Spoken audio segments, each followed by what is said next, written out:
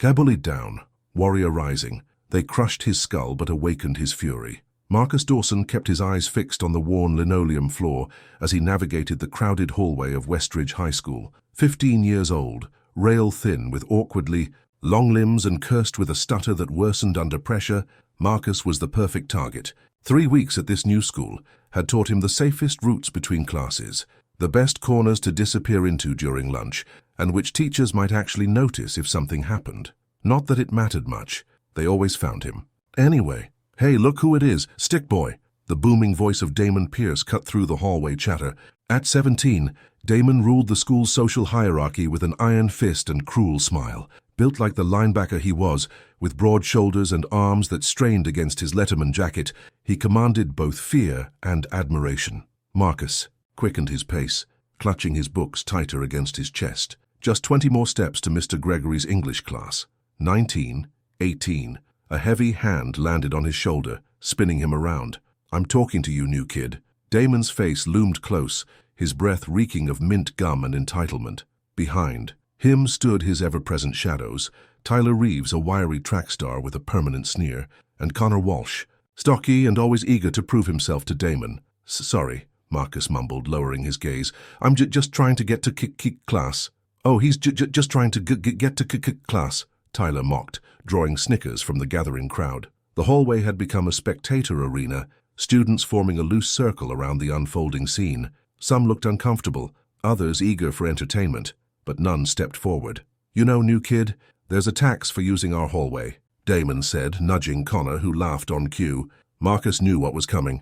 The same thing that happened at his last school, and the one before that. His father's military career kept them moving, and Marcus had learned that bullies existed everywhere, just with different faces and names. "I don't have any money," he said quietly, though this wasn't entirely true. He had $5 tucked in his shoe for emergencies. "Then I guess we'll have to take something else," Damon replied, yanking Marcus's books from his grasp. They tumbled to the floor, papers scattering like frightened birds across the hallway. Someone in the crowd laughed. What none of them knew, what no one at Westridge could possibly guess, was that Marcus Dawson had spent the past 7 years training in Muay Thai and Brazilian Jiu-Jitsu. His father, a Special Forces veteran, had insisted that his son learn to defend himself after a particularly brutal bullying incident in 4th grade left Marcus with a broken wrist.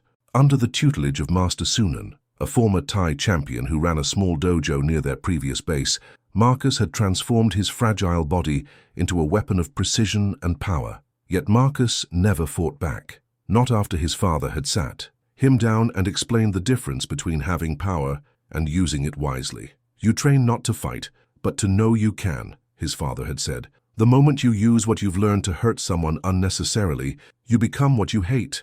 So Marcus endured, picking up his scattered belongings as the warning bell rang and the crowd dispersed, leaving him alone in the hallway, late for class again. During lunch, Marcus found his usual isolated corner in the cafeteria, a table partially hidden by a large support column. He methodically ate his sandwich while reading a dog-eared copy of The Art of War. Master Sunan had given it to him during their last session before the move, telling him that battles were won in the mind before they were fought with the body. "Mind if I sit here?" Marcus looked up, startled to find a girl standing before him, with curly red hair pulled back in a messy ponytail and bright green eyes behind wire-rimmed glasses. She didn't wait for his answer before sliding into the seat across from him. "I'm Ellie Warner," she said, unwrapping a homemade sandwich. "You're Marcus, right? We have biology together." "Yeah," he nodded, surprised she knew his name. "I saw what happened this morning," she continued, her voice matter-of-fact. "Damon's a jerk. He's been worse since he got named team captain." Marcus shrugged, uncomfortable with the topic. "It's nothing new." "You should tell someone," Ellie suggested, biting into her sandwich. "And be a snitch? That makes it worse," Marcus replied, closing his book. "Maybe," Ellie conceded, "but doing nothing doesn't seem to be working out great either." Before Marcus could respond, a shadow fell across their table. Damon stood there, flanked by Tyler and Connor, all holding lunch trays. Well, Damon smirked. "Stick Boy found himself a girlfriend. Pretty desperate, Warner, even for you." Ellie rolled her eyes. "Go away, Damon. Don't you have some steroids to inject or brain cells to kill?" Damon's face darkened. "Careful, Warner. Your daddy might run the school board, but that won't protect you forever." He turned his attention to Marcus, who was slowly gathering his things, preparing for a quick exit. "Where do you think you're going, new kid? We're just getting to know each other." "Leave him alone," Ellie said firmly. "Or what?" Connor chimed in, stepping closer. Marcus stood up, clutching his book. "It's okay, Ellie. I was done anyway." As he tried to move past them, Damon stuck out his foot.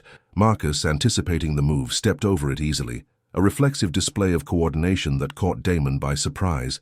For a split second, something dangerous flashed in Damon's eyes. "Got some moves, huh, stick boy?" he said softly. "Good to know." Marcus hurried away, feeling Damon's gaze burning into his back. He'd made a mistake. He'd shown a glimpse of what he could do, and somehow that made things worse.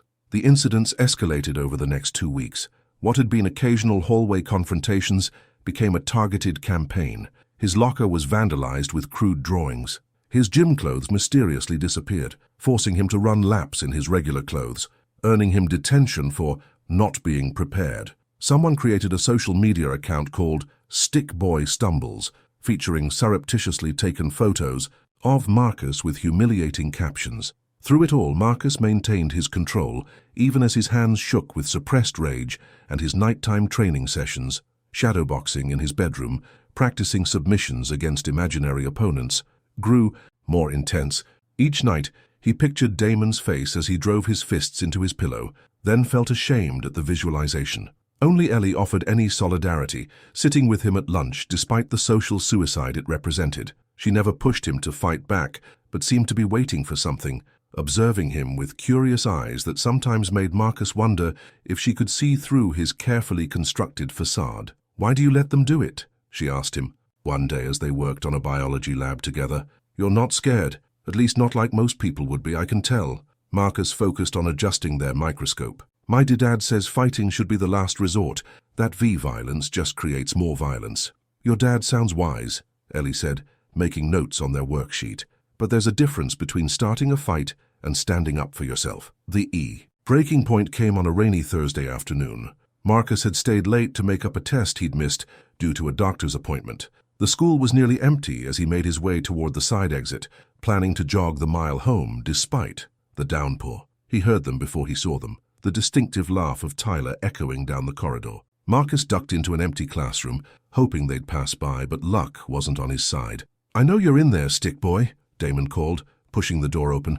"All alone after hours. No teachers, no witnesses, just us friends hanging out." Three of them entered the room, spreading out to block the exit.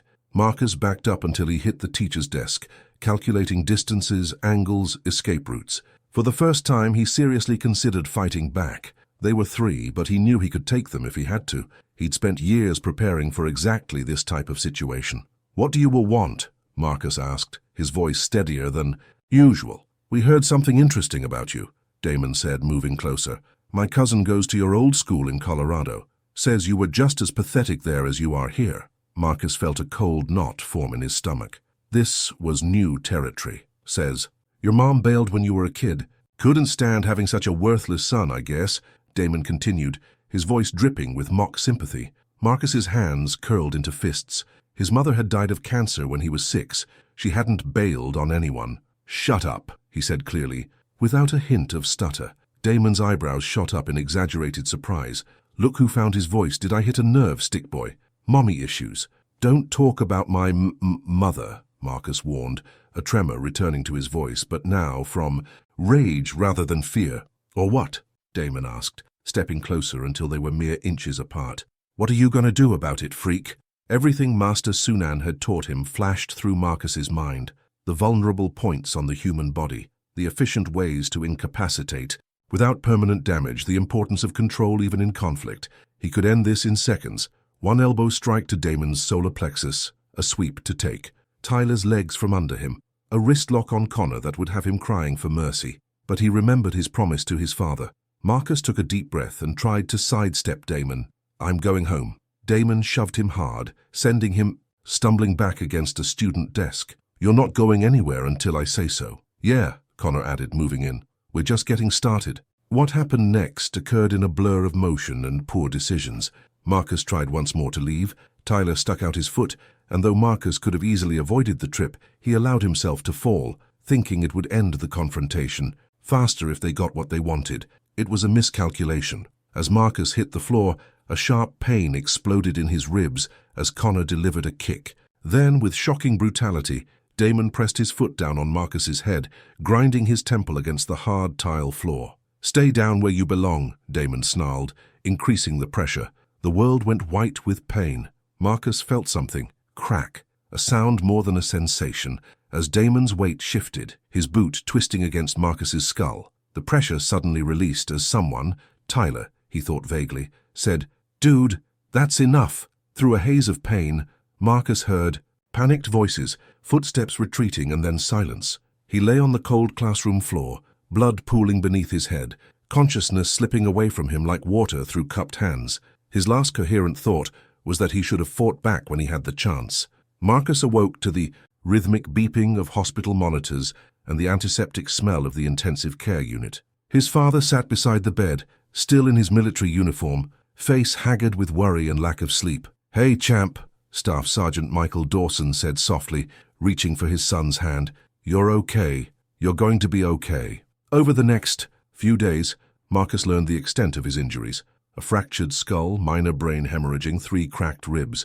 Ellie had found him in the classroom after returning to retrieve a forgotten textbook. If she hadn't come back, if she hadn't called 911 immediately, the doctors didn't finish that sentence, but they didn't need to. The school was in an uproar. Damon, Tyler, and Connor had been suspended pending an investigation. The police were involved, talking about assault charges. Classmates Marcus had never spoken to sent cards and visited, their faces masks of guilt and pity. Through it all, Marcus remained silent, drifting in and out of consciousness as his body fought to heal itself. In his more lucid moments, he replayed the attack over and over, thinking of all the ways he could have prevented it, all the moments he could have changed the outcome.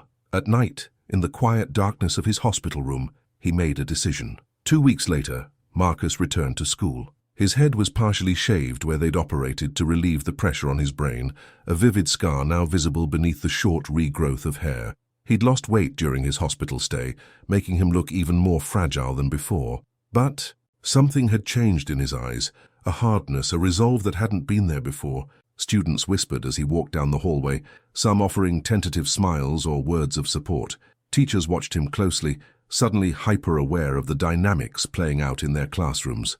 Damon, Tyler, and Connor had returned as, well, their suspension cut short after their parents hired lawyers and threatened to sue the school. They'd been required to make public apologies, hollow, rehearsed statements delivered during morning announcements, and assigned to mandatory counseling sessions. But there were no real consequences. Not yet. The legal process would take months, and in the meantime they walked the same halls as Marcus, subdued but unrepentant. Ellie found Marcus at lunch, sliding into her usual seat across from him. "For you look better," she said carefully. "How are you feeling?" "Different," Marcus replied, noticing with detached interest that his stutter had disappeared during his hospital stay. The neurologist had explained it as a possible side effect of the brain trauma, a rewiring of neural pathways that controlled his speech. "Different good or different bad?" Ellie asked, studying his face. Before he could answer, the cafeteria fell silent as Damon, Tyler, and Connor entered. They moved toward their usual table, but their former entourage shifted uncomfortably, leaving conspicuous empty spaces where they would normally sit. The social hierarchy had been disrupted by their actions, leaving them momentarily adrift. Damon's eyes found Marcus across the room. For a moment, something like shame flickered across his face, quickly replaced by the familiar hardness. He nodded curtly at Marcus, an acknowledgement without apology before finding a seat at the far end of their usual table. "They should have been expelled," Ellie muttered. "It doesn't matter," Marcus said quietly. "Not anymore." After school, Marcus made his way to the gym. The building was mostly empty, with only the basketball team practicing at the far end of the court. He found a corner near the weight room and set down his backpack, then began a series of stretches, carefully, mindful of his still healing ribs. He'd been there for about 15 minutes when he heard the basketball practice end, players drifting toward the locker rooms. Among them were Damon and Connor, both starters on the varsity team. They spotted Marcus and hesitated, exchanging glances before Damon approached, Connor trailing uncertainly behind. "What are you doing here, Dawson?" Damon asked, his tone wary rather than hostile. Marcus straightened up slowly. "Stretching," he replied simply. Damon shifted his weight, clearly uncomfortable. "Look, about what happened," Save it, Marcus cut him off. Your lawyer-approved apology already went out over the PA system, remember? We're done here. Something like anger flashed in Damon's eyes, the old reflex to assert dominance when challenged. You got a lot of attitude for someone who... What? Marcus asked softly, stepping closer. Someone who you put in the hospital? Someone whose skull you cracked open with your boot? Go ahead, finish that sentence. Connor tugged at Damon's arm. Come on, man. It's not worth it. But Damon shook him off, pride overriding his better judgment. You think because everyone's feeling sorry for you now you can talk to me like that? You're still nothing, Dawson. Marcus smiled then, a small, dangerous curve of his lips. Maybe. You're right, but there's only one way to find out, isn't there? He gestured to the empty area of the gym floor. No teachers, no witnesses, just us friends hanging out, isn't that how you put it? Damon's eyes widened slightly as his own words were thrown back at him. Then he laughed, a short, harsh sound. You're kidding, right? You want to fight me? Look at you. Marcus said nothing, merely continued his stretches, his movements fluid and precise despite his recent injuries. Fine, Damon finally said, dropping his gym bag. Your funeral, again? Connor looked panicked. Damon, are you crazy? His dad's already pressing charges. Shut up, Damon snapped, stepping onto the mat. No one's going to know about this. Right, Dawson? Marcus nodded once. What happens here stays here. Other basketball players had noticed the confrontation and drifted closer, forming a loose circle around the two. Tyler appeared from the locker room, freezing when he saw what was happening. Dude, don't, he called to Damon. You'll get expelled for real this time. Damon ignored him, focused entirely on Marcus, who had removed his hoodie to reveal the lean, sinewy build that his baggy clothes had always concealed. The muscles of his arms and shoulders spoke of years of disciplined training, not the frailty everyone had assumed. What the hell? Someone whispered. Damon hesitated, finally seeing what he should have noticed weeks ago, but pride and reputation kept him moving forward, taking a wild swing that Marcus slipped with minimal movement, pivoting so that Damon stumbled past him. Lucky. Dodge, Damon muttered, turning to face Marcus again. Was it? Marcus asked quietly. This time when Damon charged, Marcus didn't evade. Instead, he stepped into the attack, deflecting Damon's punch with a sweeping forearm and driving his own open palm into Damon's sternum. Not hard enough to cause damage, but with enough force to knock the wind from his lungs. Damon staggered back, gasping. The circle of onlookers had gone silent, shock evident on every face. What the... Connor started, but Tyler hushed him. Marcus waited, centered and calm as Damon recovered. We can stop now, he offered. Walk away. But Damon was beyond reason, embarrassment fueling his rage. He charged again, throwing a flurry of punches that Marcus blocked or evaded, with economical movements. It looked almost like a dance, the difference in skill so evident that several watchers exchanged uncomfortable glances. When Marcus decided the demonstration had gone far enough, he caught one of Damon's punches, twisted the wrist into a painful lock, and swept his opponent's legs from under him. Damon crashed to the mat with Marcus controlling his descent, pinning him with a knee pressed lightly against his throat, not enough to choke, just enough to immobilize. I could have done this the first day, Marcus said softly, so only Damon could hear. I could have done this every time you pushed me, tripped me, humiliated me. I chose not to. He increased the pressure slightly, just for a moment. Remember that feeling when you couldn't breathe in the hospital, when they had to? Put a tube down your throat because your brain was swelling? That's what I felt when you stomped on my head. Fear flickered in Damon's eyes, followed by understanding. Marcus released him and stood, offering a hand to help him up. After a moment's hesitation, Damon took it. As Marcus helped him to his feet, he spoke loudly enough for everyone to hear. We're done now. All of it. The bullying, the payback, the charges. My dad drops the lawsuit. You leave me and everyone else alone. Deal? Damon rubbed his throat, looking at Marcus with new eyes, not friendly but respectful. Yeah, he said hoarsely. Deal. The crowd began to disperse, murmuring in disbelief. Tyler approached cautiously, looking between the two former opponents. You knew how to fight like that the whole time? He asked Marcus. Why did you let us? Because fighting should be the last resort, Marcus replied, echoing his father's words. Not the first. In the weeks that followed, the dynamics at Westridge shifted subtly but significantly. Damon, Tyler, and Connor maintained their distance from Marcus, neither friendly nor hostile, a wary truce born of mutual understanding rather than friendship. The Stick Boy nickname faded from use, replaced by whispered rumors of Marcus's hidden skills. Other students who had been targets approached him hesitantly, seeking advice or simply the protection of proximity. Marcus found himself at the center of a small group of former outsiders, united by shared experiences of marginalization. Ellie remained his closest ally, unimpressed by his newfound status. "I knew there was something different about you," she told him as they walked home one afternoon. "Though I have to admit the martial arts master reveal was a bit dramatic." Marcus laughed, something he did more easily now. "It wasn't exactly how I planned to use my training." "Your dad must be proud," she said, "standing up for yourself without becoming like them." "He says I could have found a less theatrical way to resolve things," Marcus admitted. "But yeah, I think he's proud." As they reached the corner where their paths diverged, Ellie hesitated. "You know what the weird part is? Damon's actually been decent lately. I saw him stop some seniors from picking on a freshman yesterday." Marcus nodded thoughtfully. Sometimes people just need to see themselves clearly to understand what they've become and what they could be instead. They parted ways, Marcus continuing alone toward home. The late afternoon sun cast long shadows across the sidewalk as he walked, his steps lighter than they had been in years. The scar on his head would always remind him of what had happened, both the injury and the choice he'd made afterward. He had shown strength without becoming cruel, stood his ground without seeking vengeance.